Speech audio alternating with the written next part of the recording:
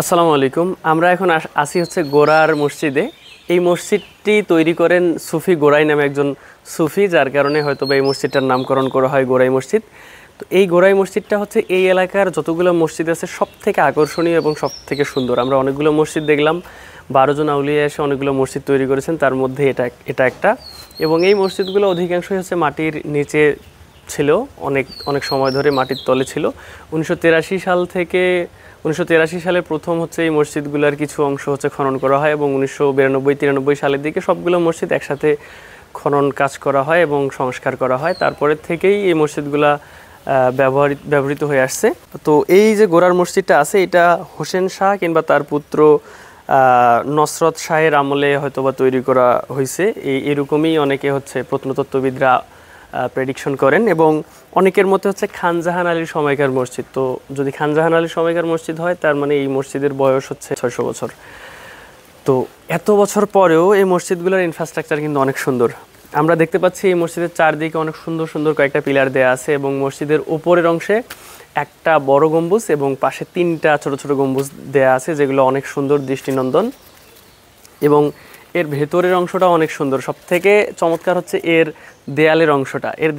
দেখেন কত সুন্দর নিখুঁত কারুকাজ করা। আমরা এখন থেকে 400-500 বছর, 600 বছর আগের মানুষের রুচিবোধের প্রশংসা না করে পারি না। এত সুন্দর কারুকাজ হয়তো বা আমরা এখনও কল্পনা করি না। তো যা হোক, এই মসজিদটার পাশেই, এই এলাকার যতগুলো মসজিদ আছে সবগুলোর পাশেই একটা করে পুকুর যেহেতু আছে, তার মানে এই মসজিদটার পাশেও একটা পুকুর আছে। এই পুকুরটাও দেখতে অনেক সুন্দর।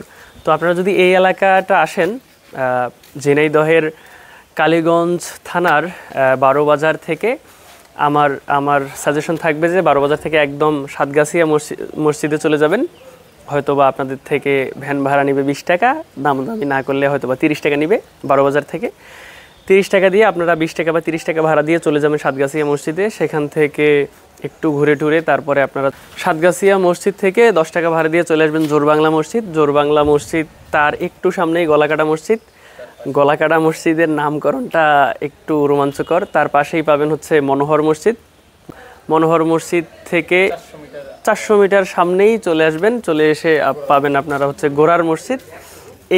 সেই গোরার মসজিদ, যেটা দেখতে সব থেকে সুন্দর এই আশেপাশে যতগুলো মসজিদ আছে আর কি। তো এখানে চমৎকার বিষয় হচ্ছে যে একসময় মুসলিম আধিপত্য বা মুসলিমরা যে কত শৌখিন ছিল, সেই বিষয়টা হচ্ছে এখানে ফুটে, এই জিনিসগুলো দেখলেই টের পাওয়া যায়। আর মাটির নিচে রাখার বিষয়টা, আমার এই বিষয়ে খুব ভালো জ্ঞান নাই, তবে অনেকের মতে হচ্ছে ওই সময় হিন্দু বৌদ্ধ রাজারা বা ওই সময় অত্যাচারী যে শাসকরা ছিলেন, নাস্তিক শাসক যারা ছিলেন, তারা হচ্ছে এই মসজিদগুলো ভেঙে দেওয়ার একটা পায়তারা করতেছিল, যার কারণে এই মসজিদগুলো হয়তো বা মাটির নিচে ঢাকা দেওয়া হয়। নইলে সমতলে একটা মসজিদের পুরো অংশটা মাটির নিচে ঢাকা, এই বিষয়টা একটু অন্যরকম। আমরা মনোহর মসজিদ দেখছি, এখন পর্যন্ত ওই মসজিদটা কিন্তু মাটির নিচে পড়ে আছে। আমরা সাতগাছিয়া মসজিদ দেখছি, সেখানে মসজিদ দেখে মনে হচ্ছে যে ওইটার আরও একটা তলা মাটির নিচে আছে। তো এই হচ্ছে বিষয়। এই মসজিদটার ইনফ্রাস্ট্রাকচার অনেক সুন্দর, কারুকাজ অনেক সুন্দর। এর পাশে একটা দিঘি আছে সবকটা মসজিদের মতো, এটাও অনেক চমৎকার। এখানে হচ্ছে শুক্রবারে শিরনি দেওয়া হয়। আমরা ভুলে শনিবার চলে আসছি, আগে জানলে হয়তো শুক্রবার চলে আসতে পারতাম। তো এই ছিল গোরাই মসজিদ সম্পর্কে হালকা কিছু কথাবার্তা। আপনারা যদি আসেন তাহলে দেখে অনেক ভালো লাগবে আশা করি। আজকে এই পর্যন্তই। এখানেই আমরা ঝিনাইদহ ট্যুরটা শেষ করতেছি।